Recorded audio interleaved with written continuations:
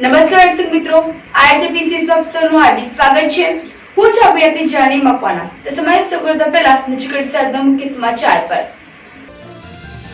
મધ્યપ્રદેશના ઓમકારેશ્વર મુકામેથી 22 નવેમ્બર 2023 થી દંપતી પરિક્રમાએ નીકળ્યું। ભરૂચમાં આવી પહોંચતા ભવ્ય સ્વાગત। હોળી ધૂળેટીના તહેવારોમાં એક્સ્ટ્રા બસ દોડાવતા એસટી વિભાગને ઘીકેડા। 12 લાખની આવક થઈ। બોડા કચેરીમાં દવા પી આપઘાતનો પ્રયાસનો મામલો। દર્દી ભાનમાં આવતા પોલીસે ફરિયાદ દાખલ કરી। 4 લોકો સામે ગુનો દાખલ કર્યો। આમોદ નેશનલ હાઈવે પાસે ખુલ્લી ગટર જોખમે। બાઇક સવાર દાદા પુત્ર ખાબકતા ઈજાગ્રસ્ત।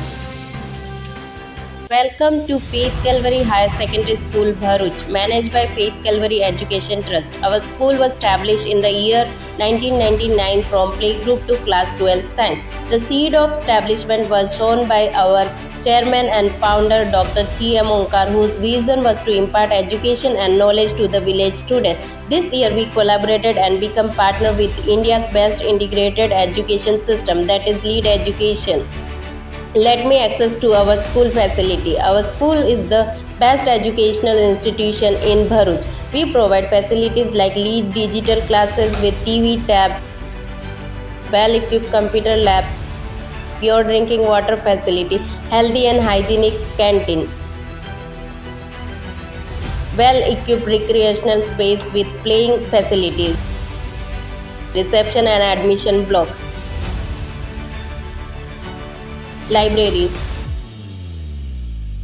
sports room, first aid, school bus, lead classes, staff room, fire safety, 24/7 CCTV surveillance, 24/7 security person availability, NCC training, government scholarship, indoor outdoor sports, etc. Amod પાસેથી પસાર થતા નેશનલ હાઈવે 64 ઉપર ભૂગર્ભ ગટરની લાઇન રિપેરિંગ કરવા માટે આમોદ નગરપાલિકા દ્વારા લાઇન ખોદવાની કામગીરી કરવામાં આવી। આ લાઇન ઘણા સમયથી રિપેરિંગ કરી દેવામાં આવી હોવા છતાં પાલિકા દ્વારા તેને પૂરવાની તસ્દી નહીં લેવામાં આવતા લોકો અકસ્માતનો ભોગ બની રહ્યા છે। આમોદ તાલુકાના વલીપુર ગામના દાદા અને પૌત્ર ગાડીનું ઓઇલ લેવા માટે જઈ રહ્યા હતા। તે સમય દરમિયાન જ આમોદ બચ્ચો કા ઘર સામે નેશનલ હાઈવે નંબર 64 પર પાલિકાએ ખોદેલા ભૂગર્ભ ગટર માટે ખોદવામાં આવેલ ખાડામાં બાઇકને લઈને પડ્યા હતા, જેમાં બંનેને સામાન્ય ઈજાઓ પહોંચી હતી। જોકે અત્રે ઉલ્લેખનીય બાબત એ પણ છે કે ઘણા સમયથી ભૂગર્ભ ગટરની લાઇનનું રિપેરિંગ કામગીરી પૂર્ણ થઈ હોવા છતાં કામગીરીને અધૂરી છોડી દેવામાં આવી હોવાના કારણે લોકો માટે અકસ્માત ઝોન બની ગયું છે। હું આ ઓઇલ લેવા આવ્યો હતો અને મારી ગાડી ખાતરા ભાઈ મને ને મારા દાદાને વાગી। ખાતરો કઈ આવેલો છે? ખાતરો બચ્ચો કા ઘર પાસે આવે। મારું ગામ વલીપોર, મારું નામ ભાષણભાઈ મગનભાઈ છે। હું જંબુસર જતો હતો વળી લેવા અને અમે દુકાનેથી અમે આવતા હતા તે બાઇક આવી આ રસ્તામાં અંદર ખાડો છે રસ્તામાં અને બાઇક આવવાથી અમારી ગાડી ખાડામાં ઉતરી ગઈ। તમને કોઈ વાગેલું છે ખરું? વાગ્યું છે, થોડુંક હાથમાં વાગ્યું છે અને છાતીમાં થોડુંક વાગેલું છે।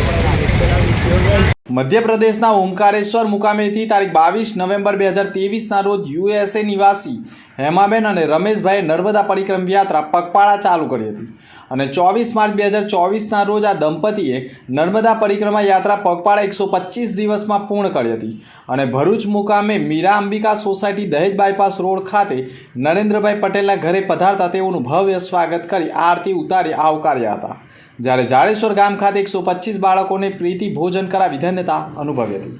ભરૂચ જિલ્લાના ભાડભૂત બેરેજ અસરગ્રસ્ત પરંપરા માછીમારોએ પરિવારજનો સાથે રોજગારીની આશાને આલિયાબેટ ખાતે જમીનની ફાળવણી ઉદ્યોગપતિઓને ફાળવવામાં આવતી હોવાના આક્ષેપ સાથે વિરોધ પ્રદર્શન કરવામાં આવી રહ્યો છે અને દરખાસ્તને નામંજૂર કરવામાં આવી રહ્યું છે। ત્યારે ભાડભૂત બેરેજ યોજના નર્મદા નદીના પટમાં આવેલા માછીમારોના ફિશિંગ ગ્રાઉન્ડને બ્રીડિંગ ગ્રાઉન્ડ પણ બંધ થઈ શકે તેમ છે અને બેરેજ કામ બંધ કરાવવાની માંગ સાથે સ્થાનિકો મેદાનમાં ઉતર્યા છે। ભાડભૂત બેરેજ યોજનાને લઈ લોકસભાની ચૂંટણી ટાણે જ આ પ્રોજેક્ટ સામે માછીમારો મેદાનમાં ઉતર્યા છે અને કામગીરી અટકાવવાના પ્રયાસો પણ કર્યા છે। મારું નામ સુનિલ કુમાર માછી છે। હું હાલમાં ભારભૂત ગ્રામ પંચાયતના સરપંચ તરીકે ફરજ બજાવું છું। આજ રોજ ભારભૂત બેરેજને મુખ્ય ઓફિસ એટલે કે ભારભૂત બેરેજનું જે કામ ચાલુ રહે છે ત્યાં ભારભૂત બેરેજના સાહેબો, PM સાહેબ તથા કલ્પસર વિભાગના સાહેબોને મુલાકાત કરવા માટે માછી સમાજના ભારભૂત તથા ભરૂચના માછી સમાજના લોકો મુલાકાત કરવા માટે આવ્યા હતા. એનું મુખ્ય કારણ એ છે કે જ્યારે સરકાર તરફથી 2017થી માછી સમાજ તથા ભારભૂત બેરેટના વિરોધમાં આંદોલન ચાલી રહેલું છે.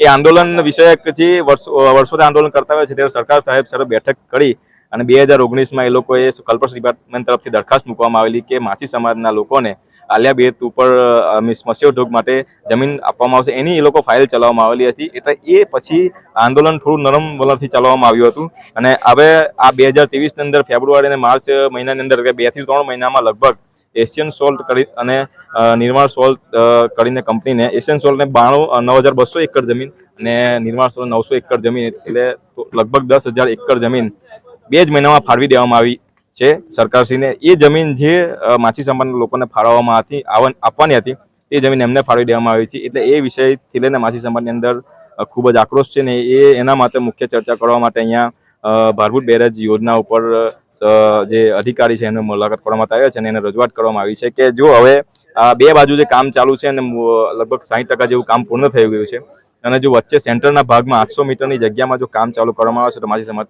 ઉગ્ર વિરોધ કરવામાં આવશે. એ રજૂઆત કરવામાં આવે છે અને શાંતિથી કલ્પસરના જે સાહેબ છે એમને નમ્ર વલણથી જવાબ આપ્યો છે કે અમે જેમ બને તેમ તમારું આગળ વાત પહોંચાડીશું અને અમારી તરફથી જે થતું હોય તે કરીશું. ભરૂચ સોનેરી મહેલ સ્થિત અખિલ હિન્દુ મહિલા પરિષદ ભરૂચ સંચાલિત ડોક્ટર ગંગુબેન હળકર હાઈસ્કૂલ ખાતે વાર્ષિક ઇનામ વિતરણ કાર્યક્રમ યોજવામાં આવ્યો હતો, જેમાં શાળાનો શ્રેષ્ઠ શિક્ષકનું સન્માન સહિત બાળકોને ઇનામ આપી પ્રોત્સાહિત કરાયા હતા.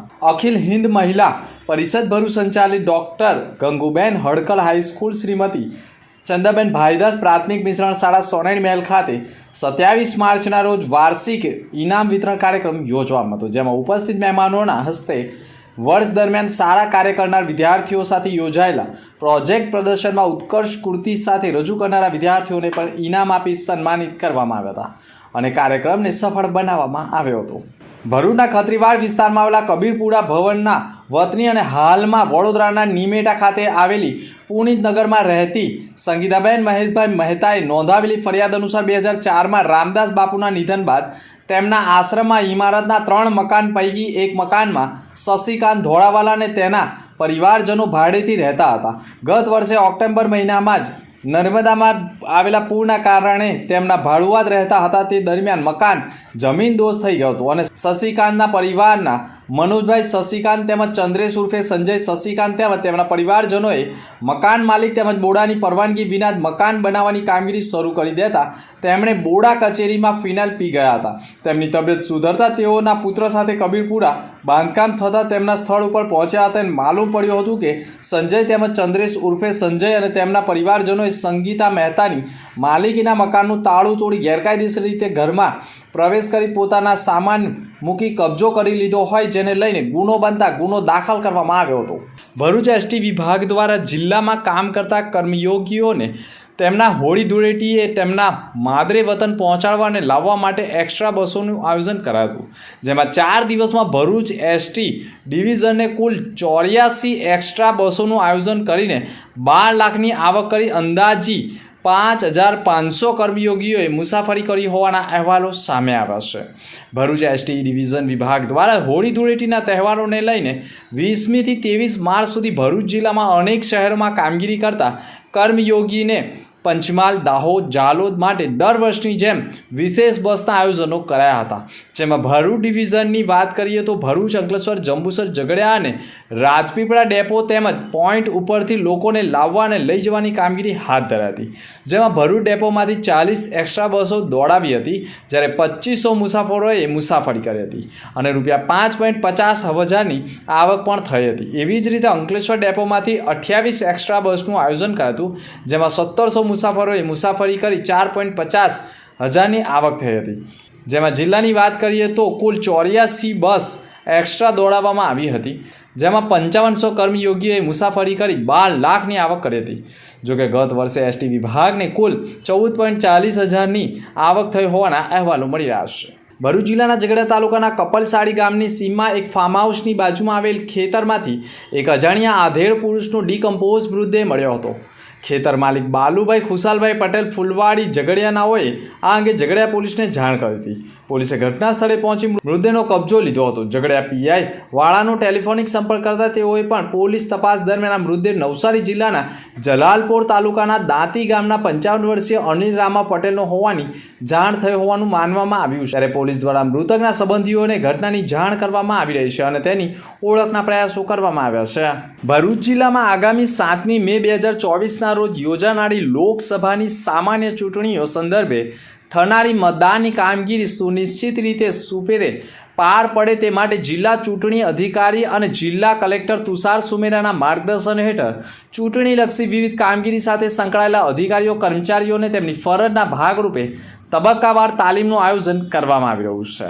આજરોજ 22 ભરૂચ લોકસભા સંસદીય મત વિસ્તાર અને ભરૂચ 153 ભરૂચ વિધાનસભા મત વિસ્તાર વિભાગની ચૂંટણી સાથે સંકળાયેલા પોલિંગ ઓફિસરોની પણ તાલીમનું આયોજન સરકારી ઇજનેરી કોલેજ ભરૂચ ખાતે કરવામાં આવ્યું, જેમાં 115 પોલિંગ ઓફિસર, 366 પ્રિસાઇડિંગ ઓફિસર અને 439 આસિસ્ટન્ટ પ્રિસાઇડિંગ ઓફિસરની તાલીમ મદદનીશ ચૂંટણી અધિકારી અને નાયબ કલેક્ટર ભરૂચ મનીષા મનાણીના રહબારી હેઠળ તાલીમ વર્ગ યોજાયો હતો.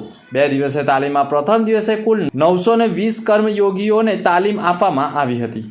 ભરૂચ જિલ્લા ચૂંટણી અધિકારી તુષાર સુમેરાએ પણ સરકારી ઇજનેરી કોલેજ ભરૂચ ખાતે ચાલી રહેલા ઉક્ત તાલીમ વર્ગોની મુલાકાત લઈ પાવર પોઈન્ટ પ્રેઝન્ટેશન દ્વારા પ્રિસાઇડિંગ ઓફિસરોને અપાયેલી રહેલી તાલીમનું પણ પ્રત્યક્ષ નિરીક્ષણ કરી તાલીમાર્થીઓને જરૂરી માર્ગદર્શન આપવામાં આવ્યું હતું.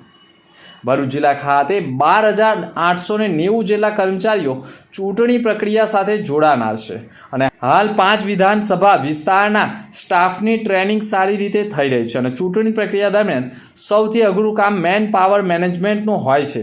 ત્યારે ચાલુ વર્ષે SR welfare human resource innovative કામગીરી કરવી જોઈએ. વધારેમાં વધારે સગવડભર્યું વાતાવરણ પૂરું પાડવાના પ્રયાસો વહીવટીતંત્ર દ્વારા કરવામાં આવ્યા છે. અગમ મુખ્ય સમાચાર પર ફરી એક નજર. મધ્યપ્રદેશના ઓમકારેશ્વર મુકામેથી 22 નવેમ્બર 2023 થી દંપતી પરિક્રમાએ નીકળ્યું. ભરૂચમાં આવી પહોંચતા ભવ્ય સ્વાગત. હોળી ધૂળેટીના તહેવારોમાં એક્સ્ટ્રા બસ દોડાવતા એસટી વિભાગને ઘીકેડા. 12 લાખની આવક થઈ.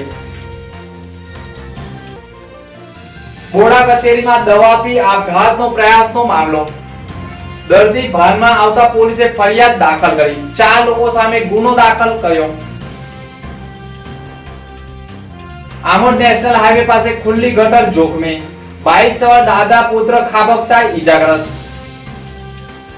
તો આ તો અત્યાર સુધીના સમાચાર. આવતીકાલે ફરી મળીશું નવા સમાચાર સાથે. નમસ્કાર.